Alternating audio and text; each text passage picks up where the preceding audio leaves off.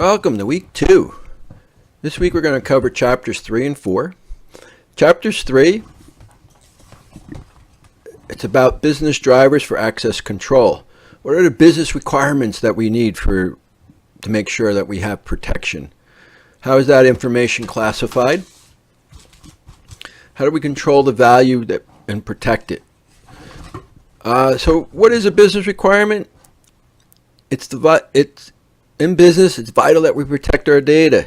So what policies do we have in place that must be followed? And that's really what this is going to be about. How do we put a policy in place that makes sense, allows us to protect our data at a reasonable cost, so we have everything we need protected? So usually the policy is set in place by senior management. They'll adjust the policies, they'll make it. They also do the classification of what is sensitive data. Classification schemes, who has clearance to see what, at what levels, and you'll see this a lot of times in the government. Well, it's the same in the business world, just not as widely known. So we have unclassified documents, which is information that no one has classified, and that is for release by the Public Act of Freedom of Information Act, which means anyone can ask for this type of information. Confidential means information can be disclosed, reasonably expect to cause slightly damage, should not cause slightly damage. Secret information that's disclosed could reasonably expect to be serious, and top secret information, if disclosed, could reasonably expect grave danger to the national security.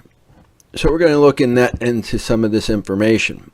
Corporations, we have public, internal, sensitive, and highly sensitive. This just allows classifications for us to have so that we know what we're doing and we know how sensitive information is, who should have access to it, because something that's sensitive, not everyone should be able to see, and we want to make sure we have this process in place to ensure that this information doesn't happen.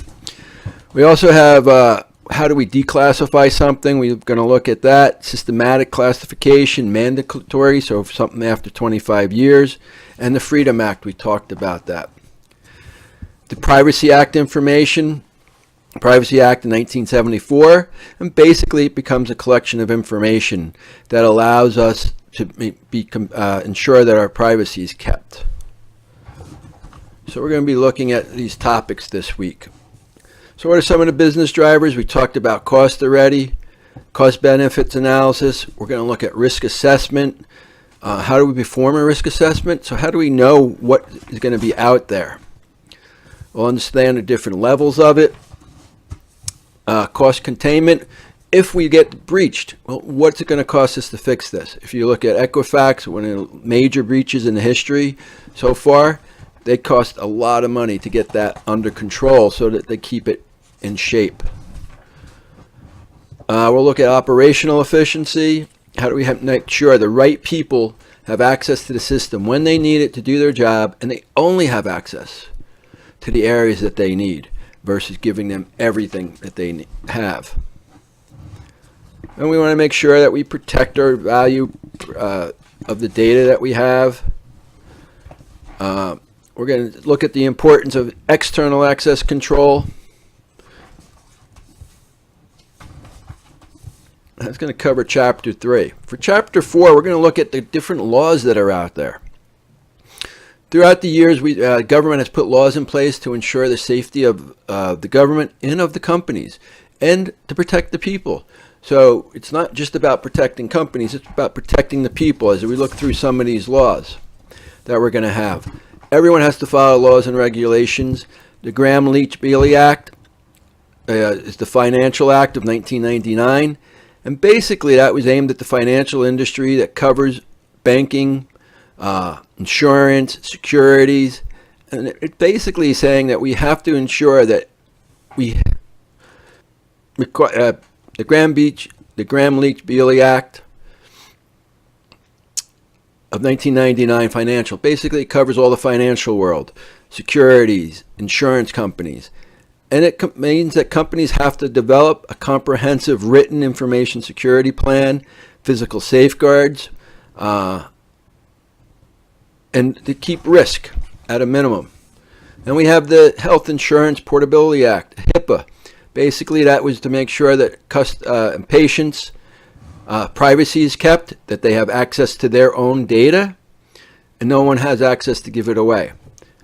So basically, we have to look at how that plays into how we have to go about programming it. Sarbanes-Oxley Act, enacted in 2002, protect investors. This was based after the Enron scandal and how investors need to make sure that companies are doing what's correct. And there's a whole bunch of different parts of that we'll look at in detail. You have the Family Education Rights and Privacy Act. That was in 1974, and it protects the privacy to ensure accuracy of students' educational records, that no one under 18 can see these things. We have the Communication Assistant Law Act in 1994, requires telecommunication carriers and makers of equipment used the telecommunication industry take steps to facilitate that. We have the Children's Internet Protection Act, and that was in 2000 to make sure that children are protected when they're on the internet. We have the North American Electric Liability Council. That was in 1968, was originally created, and it's been updated. Homeland Security, Presidential Directive 12.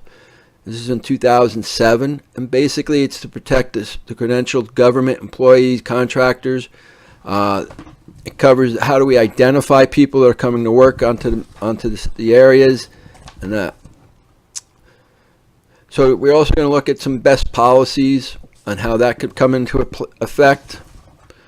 We're looking at the federal and state government, critical areas that we need to look at. We're looking at a basic framework, policy, standards, guidelines, procedures. These are all the areas that we're going to get into detail this week. Let's see. So this week, let's take a look at what you have due. So for week number 2, if you take a look at week number 2, we are going to be looking at, you will have your reading assignments, chapter 2 and 3, weekly discussion questions, weekly paper, chapter quiz, and your journal. So basically it's going to be the same thing every week. In the lectures and PowerPoint notes, there's the two PowerPoints in the original state, my review of them, my overview of this. And if you look down at the homework assignment, you'll see that's where you need to put everything. And the assignments, everything is there. You can click on those. You submit your documents there. Your paper this week is going to be select 3 laws and regulations and the ramifications of them.